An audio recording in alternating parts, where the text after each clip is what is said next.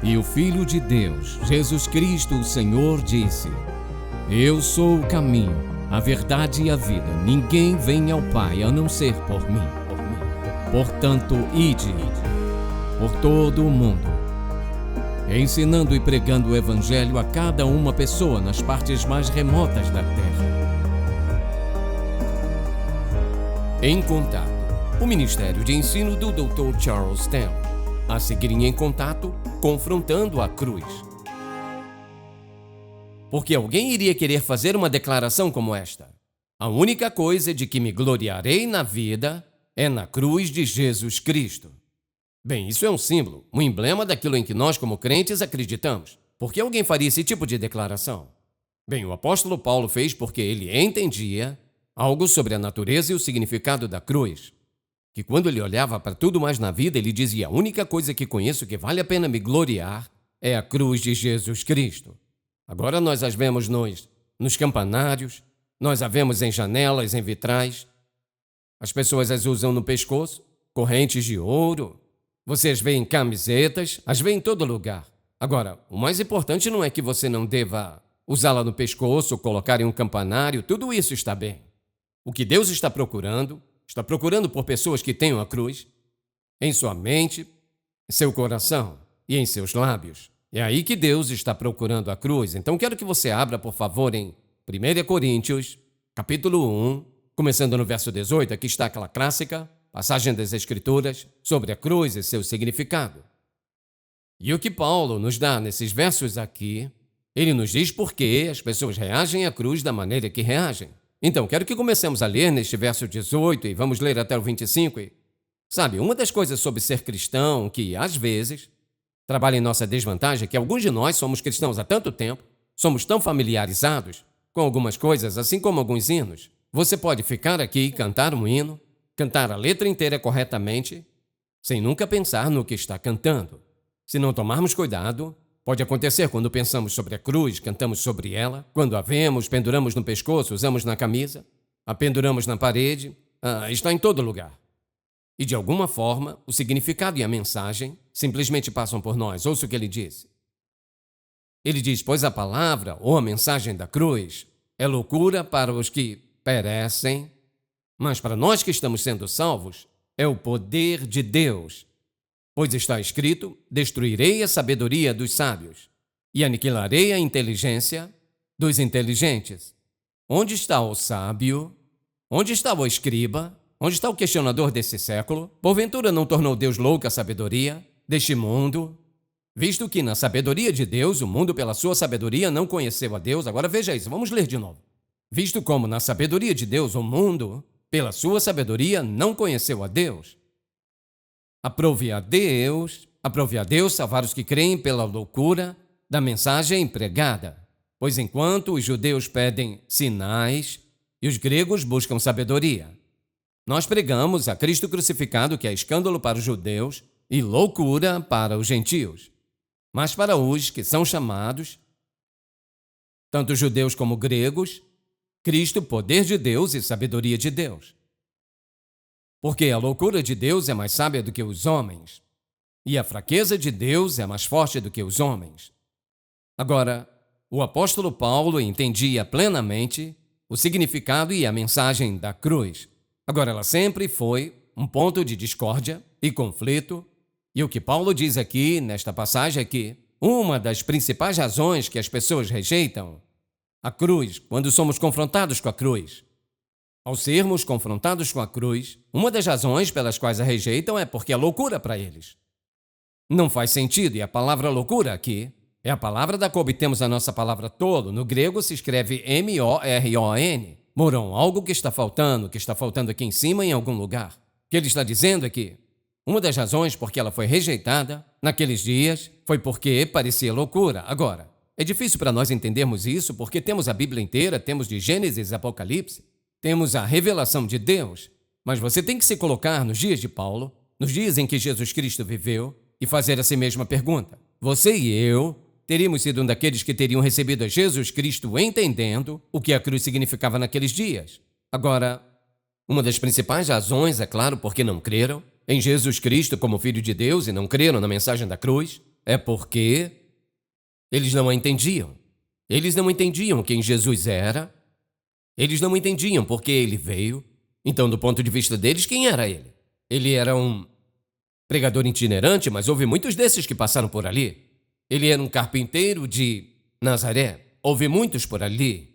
Ele era um mestre e supostamente um mestre muito notável, mas houve muitos desses que passaram por ali. O que eles não entendiam é que ele era Deus em carne humana. O que não entendiam é que era mais que um carpinteiro, ele era Deus em uma missão para redimir a humanidade. Então não entendiam quem ele era. E assim, descobrimos hoje que as pessoas têm o mesmo tipo de frustrações. Às vezes pensam, espere um minuto, está me pedindo para acreditar em alguém que morreu há 2000 anos atrás, está esperando que eu acredite de alguma forma. Alguém que morreu há 2000 anos atrás, que é uma figura histórica, que é como todos esses outros líderes religiosos. Que efeito ele pode ter em minha vida hoje? Vê, você não entendeu quem ele é. E não entendeu por que ele veio. Não entendeu o significado de sua morte. Agora, muitos de nós temos a ideia de que porque você vive nesse país, porque você vive nesta nossa nação, todos que vivem aqui, ouviram o evangelho e entendem do que se trata a cruz. Não entendem. Não têm a menor ideia do que se trata. E há pessoas que têm cruzes em suas paredes, seus quartos, salas de estar, escritórios, em algum lugar de suas casas. Não têm a menor ideia do que se trata. Parece bom, é um tipo de ícone religioso para eles. Simboliza algo religioso para torná-los conscientes do fato de que Deus está presente, que Ele existe. E as usam no pescoço, e as tiram, e as beijam, ou fazem o sinal da cruz, o que seja. Mas quero que você pense em algo. Frequentemente, esses símbolos são apenas símbolos porque nós não captamos seus significados. Agora, do que se trata essa mensagem da cruz? A mensagem da cruz, quando você vê uma, é do que você e eu devemos ser lembrados. Que o pecado está destruindo a humanidade. E que o pecado é destrutivo para a humanidade. E que Deus deve julgar o pecado, porque Ele é um Deus santo. E a cruz diz para este mundo incrédulo e cego que o pecado é tão ruim que foi necessário o Todo-Poderoso Deus enviar seu único Filho, Jesus, e colocá-lo na cruz. Que o pecado foi julgado naquele dia, naquele momento, pelo Todo-Poderoso Deus. Que a penalidade do pecado foi paga, a dívida do pecado do mundo foi paga naquele momento no Calvário, fora dos muros de Jerusalém. O homem está separado de Deus por seu pecado. O homem é julgado por causa de seu pecado. É condenado por causa de seu pecado. E a mais incrível expressão do amor de Deus foi a cruz. Embora tenha sido uma tragédia para a humanidade, foi uma expressão do amor divino de Deus pela humanidade. E assim, embora seja loucura por um lado, é uma expressão da pessoa de Deus, é uma expressão da bondade e da benignidade de Deus, que vendo a condição desesperadora do homem, Deus estendeu a mão para redimir a humanidade. Única esperança do homem? Sempre foi sua única esperança? Então, esse símbolo que coloca no pescoço ou em um campanário de uma igreja, ou pendurado em seu quarto, ou usa em suas meias ou em sua camiseta, não faz nenhuma diferença no lugar. A questão é que, qual é sua mensagem? E a mensagem é a mais crucial, crítica, urgente mensagem, já dita à humanidade, era então, e ainda é essa mensagem urgente. A segunda razão, se notar o que ele diz nesta passagem, ele diz, se você notar no verso 23, nós pregamos a Cristo crucificado, que é escândalo para os judeus e loucura para os gentios. Agora, por exemplo, os judeus daquela época tinham o mesmo horror da cruz que os gentios tinham. Digo, sabiam que era uma forma absolutamente horrível de morrer, a pior forma de punição. E é claro, Jesus tinha afirmado ser Deus. Então, quando eles disseram que ele blasfemou contra o Todo-Poderoso Deus, para eles era a pior coisa que ele poderia dizer, então disseram, crucifica-o, fora com ele, crucifica-o. Bem, é uma razão pela qual tiveram dificuldade em acreditar que Jesus era o Messias. Eu não estou tentando lhe dar todas as razões, mas uma das razões, quando tudo acabou e o evangelho começou a ser pregado e Paulo estava enfatizando a cruz, tiveram dificuldade com isso por este motivo. É que na lei de Moisés, para eles, uma cruz e um madeiro era a mesma coisa. Então, eis o que ele tinha dito. Deuteronômio capítulo 21. Se um homem tiver cometido pecado digno de morte e for morto, e o pendurares no madeiro, o seu cadáver não permanecerá toda a noite no madeiro, mas certamente o enterrarás no mesmo dia. Por quê? Porque aquele que é pendurado, seja em um madeiro ou uma cruz, aquele que é pendurado é maldito de Deus. Agora, pensem de onde eles vinham. Aqui, estes judeus estavam pensando em termos que os cristãos, seguidores de Jesus, estavam dizendo, ele é o Messias. Como ele pode ser o Messias? Como pode afirmar que esse homem é o Messias? Quando a lei de Moisés diz que qualquer um pendurado em um madeiro, era maldito de Deus. Não há como ele ser o Messias. Não há como ele possivelmente ser Deus, porque Deus não se penduraria naquilo que ele mesmo amaldiçoou. Então, para eles era um problema real.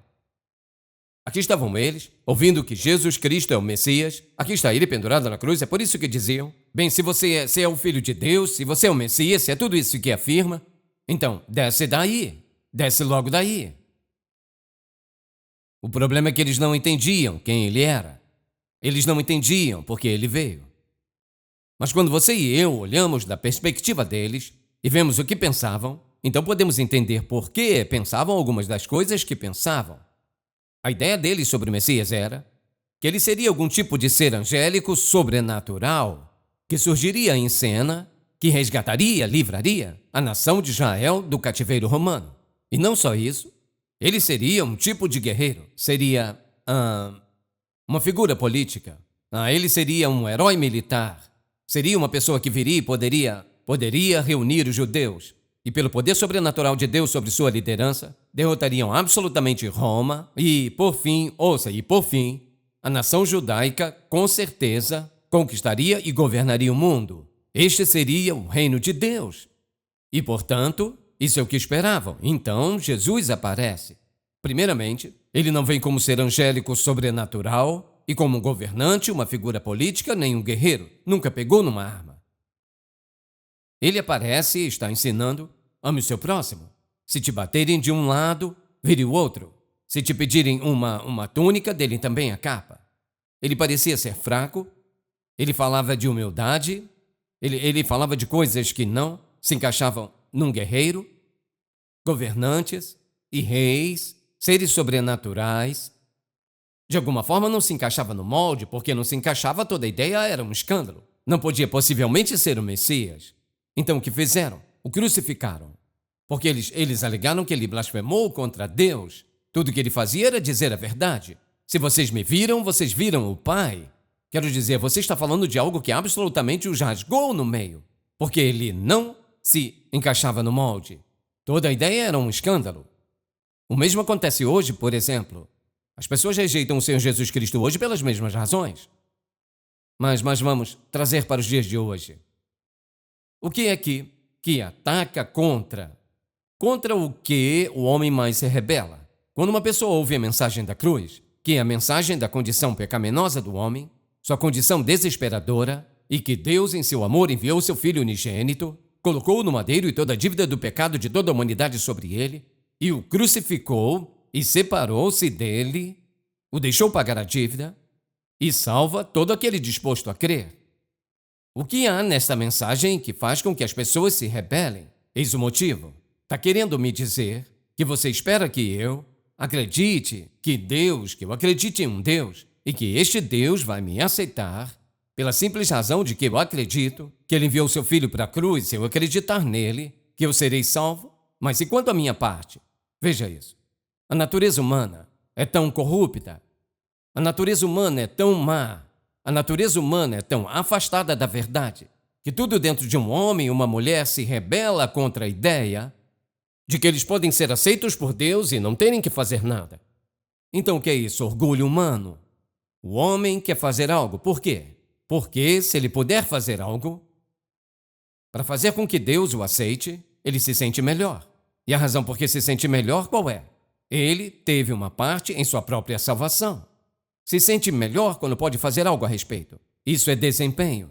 O homem quer desempenhar, o homem quer merecer. A natureza carnal pecaminosa viu dentro do homem e diz, olha, isso não faz sentido, está querendo me dizer que tudo que tem que fazer é crer, é isso? E é um escândalo. O que é um escândalo, o que não faz sentido para o mundo incrédulo é que eles não têm que fazer nada. Você diz, espera um minuto. Todas as outras religiões têm um sistema. Um sistema de crença que requer regulamentos e regras, vive de acordo com isso, vai à igreja num determinado horário, o que quer que seja. Todas essas regras. E é assim que são aceitos por Deus. O único problema com isso é que quando fizeram todas essas regras e cumpriram da melhor maneira possível, não podem lhe dizer que o Deus deles os aceitará com certeza. Nunca há qualquer real garantia sobre a forma de salvação deles, porque não existe senão o único Deus verdadeiro. E assim, é um escândalo para as pessoas hoje. Querem trabalhar para isso, querem fazer algo, dizer a elas de que não há o que fazer. Agora, pense na contradição disso por um momento. Há pessoas que pertencem a grupos religiosos e que têm cruzes, por exemplo, em suas casas ou nos campanários de sua igreja, em seus quartos ou chaveiros, onde quer que seja. Ora, a mensagem da cruz é esta. A mensagem da cruz é que a dívida do pecado de toda a humanidade, dívida que foi paga de uma vez por todas, sem mais pagamentos. Não há mais obras, a obra já foi feita. Digo, o ato está terminado. Bem, enquanto eles têm essas cruzes para lembrá-los da verdade, o que fazem? Estão sendo ensinados que para serem aceitos por Deus você tem que fazer algo. Digamos, eles olham para a cruz, se entendessem a mensagem da cruz, viveriam nessa contradição, que é uma contradição. Bem, aqui está a cruz na parede do meu quarto, por exemplo.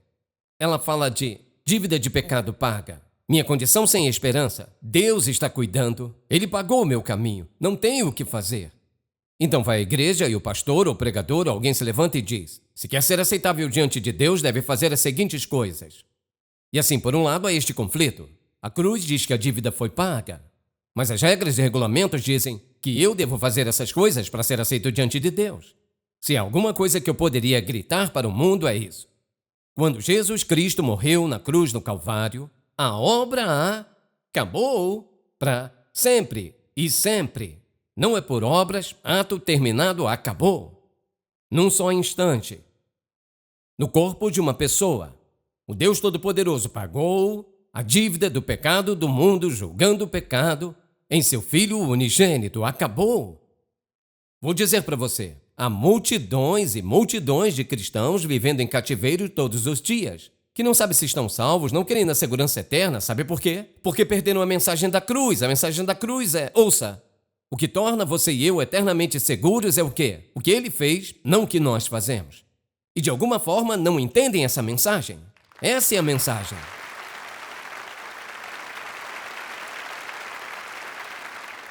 Então, o que acontece? Eles rejeitaram.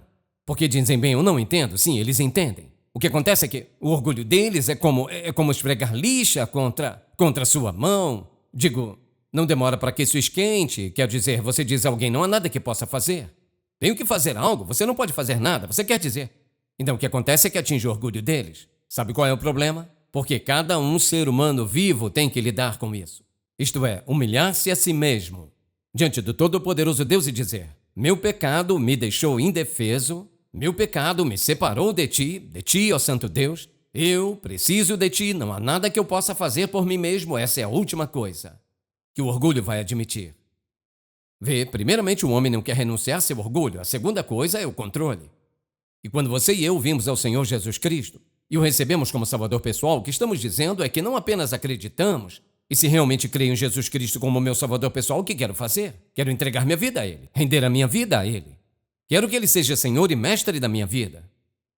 Mas nós queremos ter o controle. Agora, nós queremos ser salvos e ainda ter controle. É por isso que Ele é chamado de Senhor. Ou seja, é Ele que manda. Se é Ele que manda, abro mão do controle. Então tenho que renunciar a um monte de coisa antes de ser salvo? Não. Você crê em Jesus Cristo como Salvador pessoal, sabe o que acontece? Então Deus, através do Espírito Santo, começa a identificar áreas da nossa vida que precisamos entregar a Ele, então. Quando uma pessoa diz, acho que não conseguiria ser um cristão, porque o problema é que não consigo juntar todas essas coisas. E suponha que eu perca alguma coisa. Não é colocar as coisas juntas, é confiar. Rendição é o resultado. A rendição é o resultado de confiar sua vida a Ele. Queremos deixar de lado coisas que não se encaixam em quem nós somos. E ouça, é uma decisão maravilhosa que tomamos, mas o ímpio vem e diz, espere um minuto. Eu queria ser um cristão, mas se tenho que renunciar a isso e abrir mão, não é uma questão de renunciar nada para se tornar um. Deus vai dizer, deve deixar isso de lado porque é o melhor para a sua vida. Então não gostamos de entregar o controle. Então as pessoas rejeitam o Evangelho e continuamente vivem separados de Deus. Continuamente vivem sob o julgamento de Deus.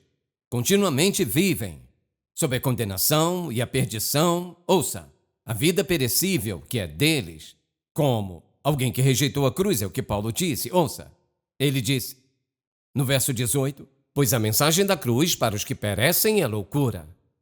Para aqueles de nós que creem é a sabedoria de Deus. Nós vemos a mensagem da cruz como sabedoria. Vemos a mensagem da cruz como o poder de Deus que transformou nossa vida. É o que quero te perguntar. Se você rejeitar a mensagem da cruz, me diga, meu amigo, em que você vai confiar quando estiver diante de Deus? Você diz, bem, vou fazer o quê? Todo mundo sabe, Deus vai pesar o meu bem, o meu mal? Não. Preste atenção. Se o julgamento de Deus pesasse o bem contra o mal, a cruz teria sido um terrível erro. Por que Deus enviaria seu Filho unigênito ao mundo e deixá-lo ser crucificado e morrer uma morte horrível, se tudo o que tivéssemos que fazer é apenas fazer o suficiente para que o meu bem superasse o mal? Amigo, aqui está a simples e segura verdade do Evangelho. Apenas uma maneira de ser aceitável aos olhos de Deus. E na sabedoria de Deus nos deu este método. É a mensagem da cruz, que Jesus morreu por seu pecado. E se você aceitá-lo como Salvador pessoal pela fé, seus pecados serão perdoados, será para sempre o Filho de Deus. Não pode melhorá-lo. Não tem como melhorar a sabedoria de Deus, ouça com atenção. Ouça, cada uma coisa que você faz, além de crer, é desempenho. E o que isso faz? Isso o coloca no mecanismo de tentar ser salvo. E não funciona dessa forma. É por isso que meu orgulho tem que ceder, meu controle tem que ceder, e devo estar disposto a morrer para o passado e deixar Deus mudar minha vida da maneira que achar melhor. Não há outra maneira, se tivesse eu te diria. Não há outro caminho, se tivesse eu lhe diria. Ele disse, vinde a mim todos que estáis cansados e oprimidos, eu vos aliviarei. Paulo colocou dessa forma, todo aquele que invocar o nome do Senhor será salvo. E Jesus disse desta forma, falando de seu Pai, ele disse, porque Deus amou o mundo de tal maneira que deu o seu Filho unigênito, para que todo aquele que nele crê não pereça, mas tenha vida eterna. É um presente sem desempenho. É um presente do amor de Deus. É um presente oferecido a você, disposto a crer. Se você foi abençoado pelo programa de hoje, por favor, visite-nos em intouch.org.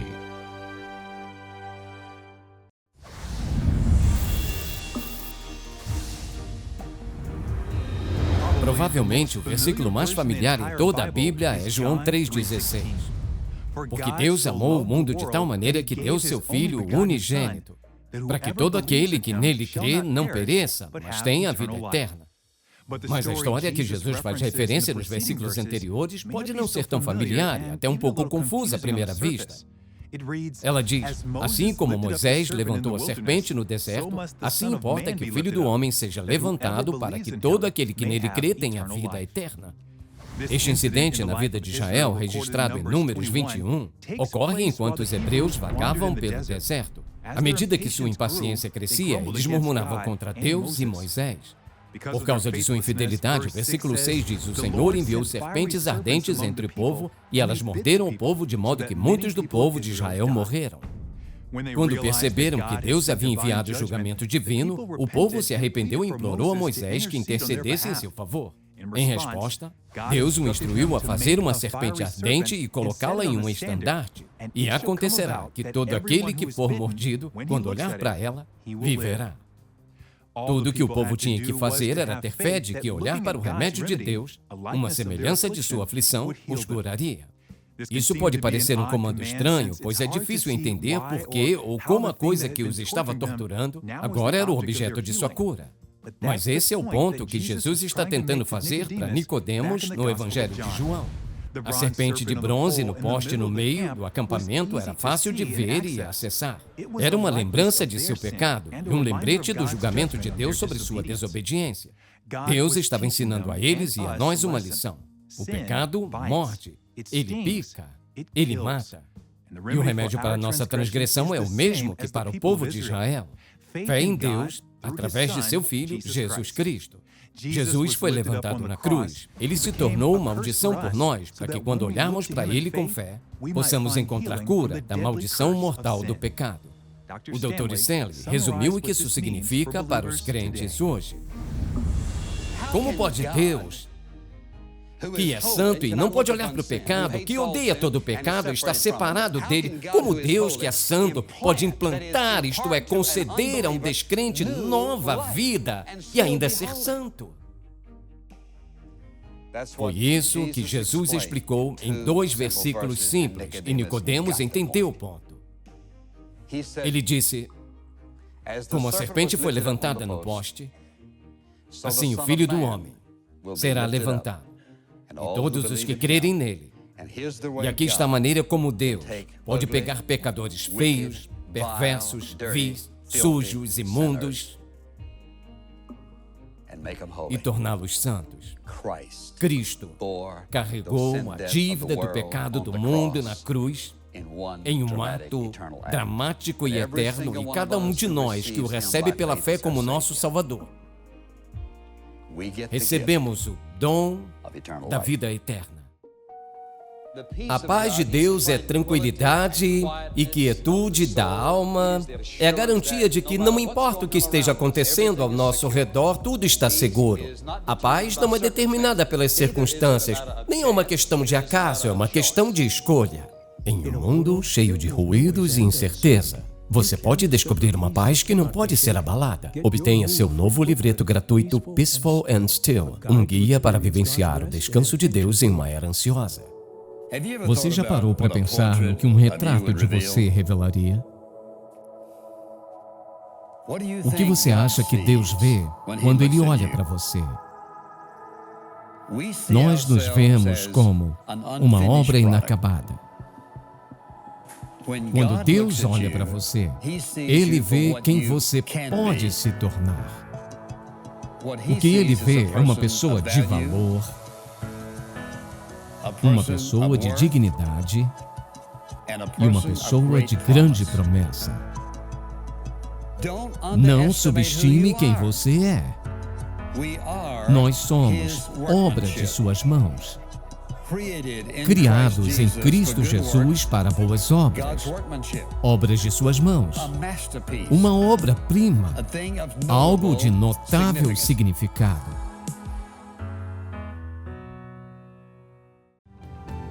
Em Contato, levando pessoas do mundo inteiro a um relacionamento crescente com Jesus Cristo e fortalecendo a igreja local. Este programa é patrocinado pelo Ministério Em Contato e é possível pela graça de Deus, suas orações fiéis e suas ofertas.